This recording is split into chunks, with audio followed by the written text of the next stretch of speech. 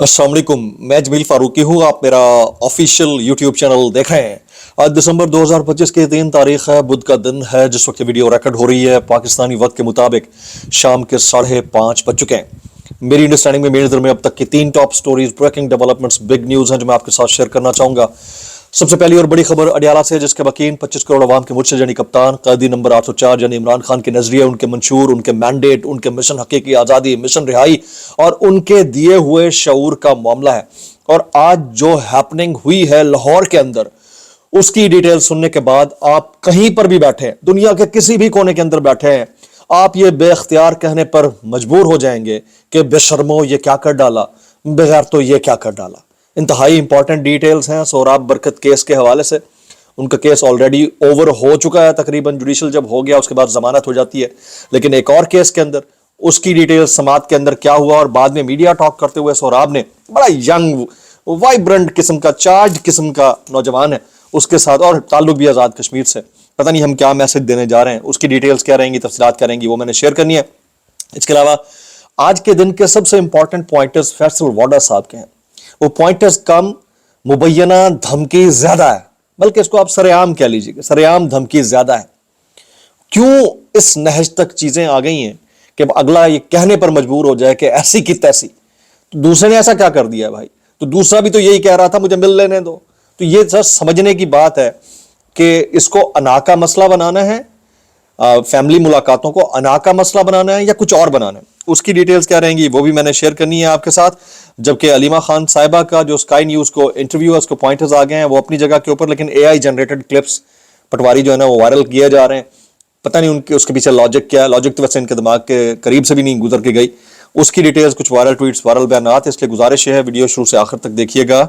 एक और गुजारिश, अगर आपने चैनल नहीं किया अभी तक, सब्सक्राइब जरूर सब्सक्राइब कर लें। बेल आइकन यानी घंटा या घंटी अपने अंगूठे उंगली के साथ रखे डंडे से दबा सकते हैं। इसके अलावा व्हाट्सएप चैनल का लिंक हर वीडियो डिस्क्रिप्शन के अंदर मौजूद होता है, जाइए उसको क्लिक करके ज्वाइन कर लेंगे, आपका हमारा रब्ता बेहतरीन तरीके से हो सकता है। आप सबसे गुजारिश है कि अगर आप इस मुल्क के अंदर रह रहे हैं और आप एहतजाज करने के मुतमन्नी हैं, या आपकी ख्वाहिश है कि आप किसी मामले के ऊपर मोहतजज हो जाएं, तो बेहतरीन तरीका आपके पास, आपको जिनके खिलाफ एहतजाज आपने करना है उन्होंने आपको बता दिया, वो ये है कि आपने बस कंबल में से मुंह बाहर निकालना है और ऊ करके बस निकल जाना है। भाई ये एहतजाज, यही इनकलाब, इतना काफी है। बस कहते हैं ना कि मुस्लिम शावर के अंदर इनकलाब, बस इसी तरह का इनकलाब, इसके अलावा और कोई एक्सेप्टेबल ही नहीं है भाई। यहाँ पे इस मुल्क के अंदर मसला मकबूलियत का नहीं है, मसला कबूलियत का है। बस ये आपको ज़हनशीन कर लेना।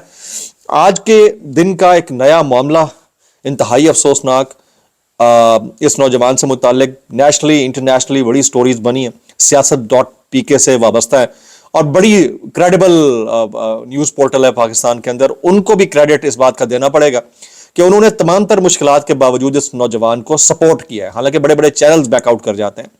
तो सोहराब बरकत साहब को नए मुकदमे में नामजद कर दिया गया और अदालत में पेश किया गया।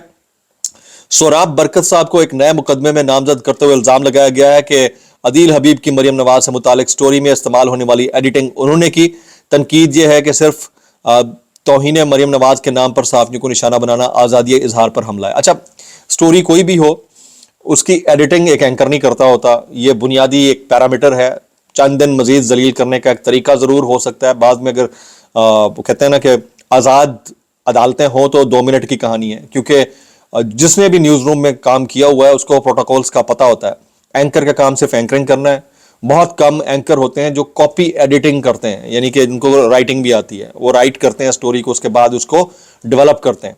ये एंटायरली एक अलग डिपार्टमेंट होता है जिसके अंदर कॉपी राइटर्स, कॉपी एडिटर्स बैठते हैं। फिर अगर आप कहते हैं विजुअल एडिटिंग की, तो वो इंटायरली एक और अलग डिपार्टमेंट है। एंकर का काम होस्ट करना है, सवाल जवाब करना है, रिपोर्ट करना है, अगर रिपोर्टिंग भी उसने कर रखी है। तो ये प्रॉपर एक न्यूज रूम एनवायरनमेंट होता है। पता नहीं जिसने भी, एक तरीका हो सकता है केस को लिंगर ऑन करने का और उनको मजीद उनकी तजलील करने का। बहरहाल सोहराब बरकत से ये सवालात भी बहुत सारे हुए। तो केस तौहीन मरियम का है। FIA ने सोहराब बरकत का रिमांड मांगा है जी, और उनका रिमांड जो था वो 30 दिन का मांगा गया और उसका मेरे ख्याल में 2 दिन का रिमांड दिया गया। मजीद आगे आपको कंफर्म करता हूँ। मियाँ अली इशफाक साहब इसमें अपीयर हुए। मियाँ अली इशफाक साहब, बैरिस्टर मियाँ अली इशफाक साहब, उन्होंने कहा कि मुझे एक पोस्ट FIA सोहराब बरकत के अकाउंट से दिखा दें जहां मरियम नवाज की तौहीन सोहराब ने की है। तो फिर उन्होंने ट्वीट भी कर रखा है जनाब मियां अली इशफाक साहब ने, वो कहते हैं साफ़ी सोहराब बरकत को एक मरतबा फिर जिला कचहरी लाहौर किसी और जाली मुकदमे में अभी पेश किया गया है। ये उनके वकील का बयान है, जो कि जज साहब को दरख्वास्त की गई कि उनके वकला को अदालत में पेश होकर उनके दिफा का मौका दिया जाए। इसकी इतला अभी मैंने साद रसूल को भी कर दी है, वकार बगा से भी रब्ता हुआ है। साफ़ियों के खिलाफ बेइंतहा ज़्यादतियों का सिलसिला जारी है, ये मियां अली इशफाक साहब कहते हैं।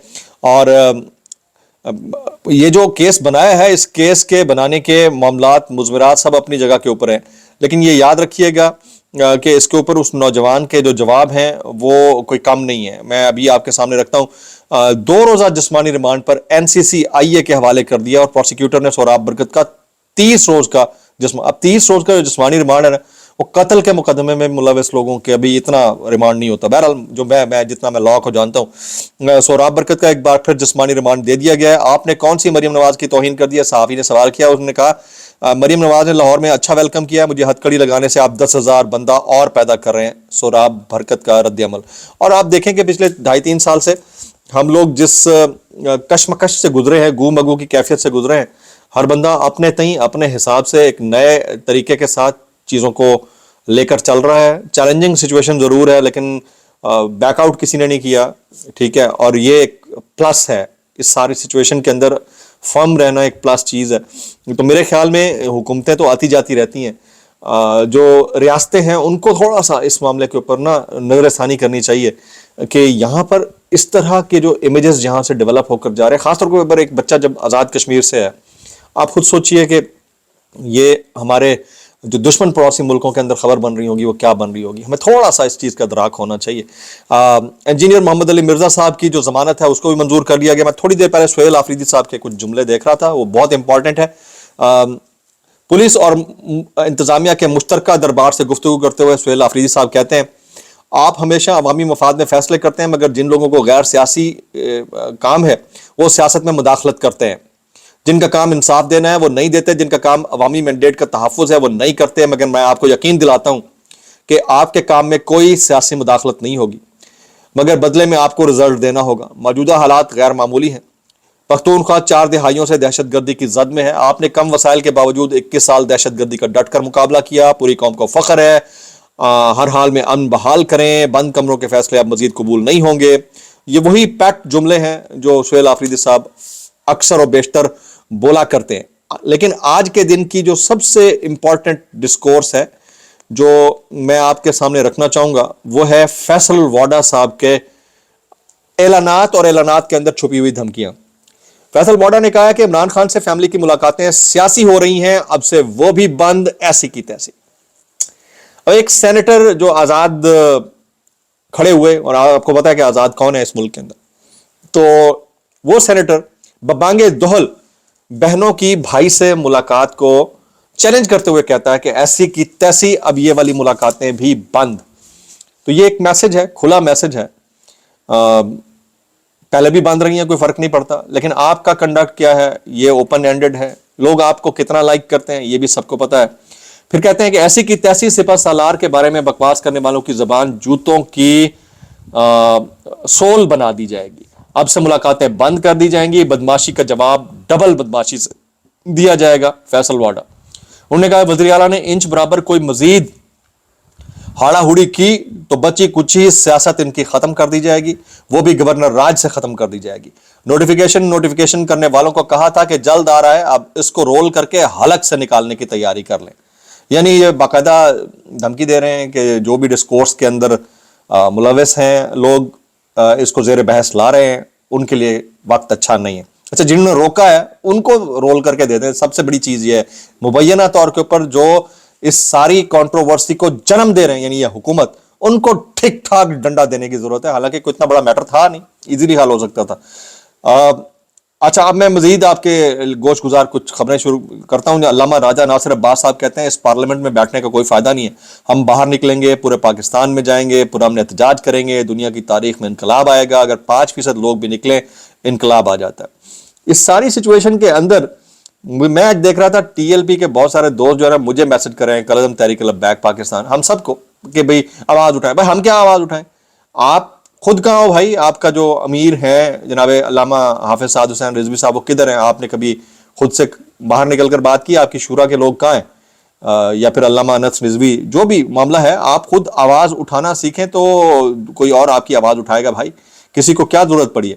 میں علامہ سعد حسین رضوی صاحب کی بات کر چکا ہوں, ابھی علیمہ خان صاحبہ نے اسکائی نیوز کو جو انٹرویو دیا ہے, انہوں نے جو پوائنٹرز رکھے, اب معاملہ اس سے 4 ہاتھ آگے بڑھ چکا ہے.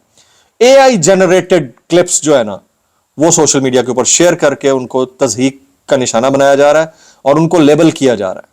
تو یہ ایک انتہائی افسوسناک عمل ہے. پچھلے کئی دنوں سے ہم یہ دیکھ رہے ہیں کہ یہی ہو رہا ہے اور اس سے اب نکلنے کی ضرورت ہے.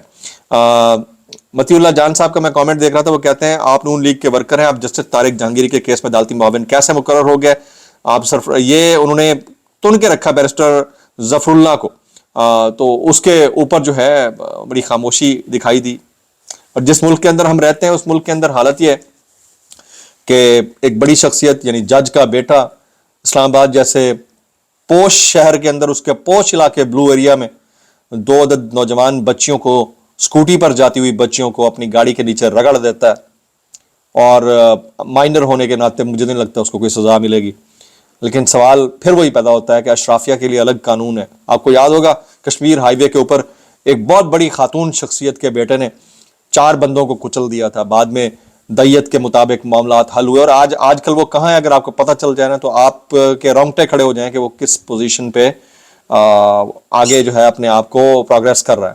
یہ بہت المیہ والی بات ہے. فواد چودھری صاحب کہتے ہیں پاکستان میں اسٹیبلشمنٹ ایک حقیقت ہے, ہمیں کہا گیا کہ اسٹیبلشمنٹ سے رابطے نہیں رکھنے, اور یہی ہماری غلطی تھی کیونکہ اس سے ایک ویکیوم کریٹ ہو گیا اور ہمارے مخالفین ون سائیڈڈ اپنا موقف دیتے رہے. اچھا کسی حد تک ان کی بات درست بھی ہے, لیکن اس میں آپ کو اپنے معاملات کو اس انداز سے پریزنٹ کرنا چاہیے کہ لگے کہ آپ کے رابطوں کی ریزن کیا ہے. رابطے تو ہونے چاہیے, میں اس سے قطعی طور پر اوپر اختلاف نہیں کرتا, لیکن اس کا طریقہ کار مختلف ہوتا ہے پولیٹیشنز کے رابطوں کا.